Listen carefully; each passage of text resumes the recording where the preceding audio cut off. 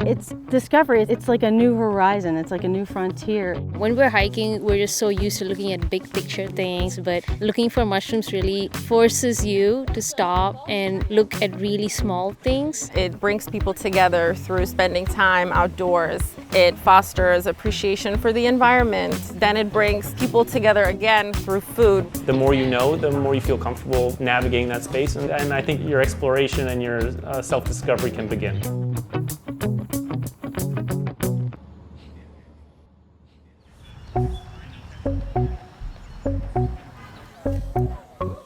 My name is Barbara Badakova. I currently serve as the president of the Western Pennsylvania Mushroom Club. A lot of people are afraid of mushrooms. That's really kind of my mission. It's also the mission, I think, of the club, to make people less afraid. And you become less afraid by becoming more familiar.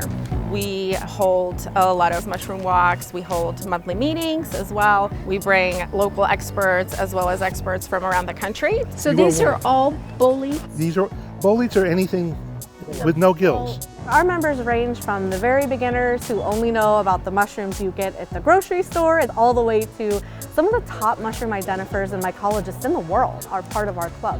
Come here. We've got folks who love to cook and forage, and folks who dye with natural fibers and who DNA, and just a wide range of different topics that people are interested in here. Today, the Western Pennsylvania Mushroom Club is hosting Mushroom Cultivation Day, and what you see is people inoculating logs. And basically what they are doing is taking their log to an inoculation station. They are drilling holes in the logs. Those holes are then being filled with inoculum. This is sort of what makes this whole process work, is we're drilling holes so we can put these little dowel rods that have the shiitake mycelium on them. That is then covered with wax, and the logs are left to mature. And then through the course of a year, it will basically overtake that log, use it as a food source, and then maybe next year we'll see a flush of shiitake mushrooms. So that's the hope. With mushroom hunting and foraging, it's so important to get out there and to explore, and it's so much easier to do that with people that kind of help you learn along the way. So today I led a class of about 18 people, and we went to Little Panther Hollow. We all try to spread out a little bit. Some people will look in the trees. Some people will look on the ground. Some people will look under logs. So it's kind of like looking for a little piece of treasure, like a needle in the haystack. And it's a slightly guided walk. People can kind of go off on their own, but yet I'm still available for them to ask me questions, so that when we go back to the table, there's a lot more that everyone can see. I found a bolete, if I got the pronunciation right. This is false turkey tail. I found a few mushrooms. I don't know what they are yet. Yeah, I don't see it. People don't realize how many things are out there that are, if not new, an undescribed species. It's neat being able to identify something that you could actually maybe take home and cook with. It's always better to be safe and just cook it first. Hi, my name is Kate Lasky. And I'm Tomas Gavronsky. We're co-chefs, co-owners of Apteka here in lovely Bloomfield.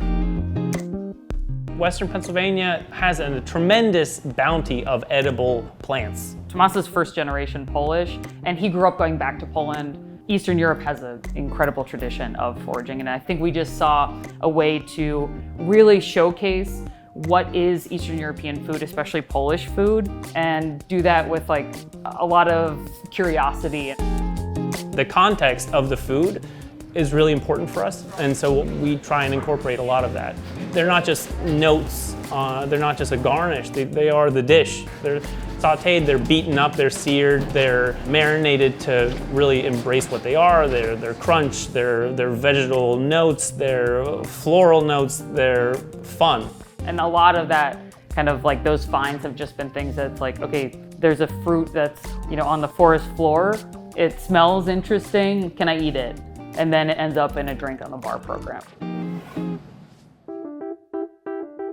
We're also coincidentally drying mushrooms right now of something that was picked a couple days ago, and that's gonna show up in soups in February. Whether it's hemlock or spruce or pine or all these things that are all around us in every yard, I think have the potential to be really fun. And I think it just takes a matter of tasting it. part of learning in general about any sort of subject, whether it's mushrooms or anything else, is finding your people. There's so much out there, and I love seeing that other people are excited about it. I think it's just emotionally nicer to have something that's not close to a road, that's not extra dusty. The possibilities are enormous. And it's a way to keep active and enjoy our local flora and fauna.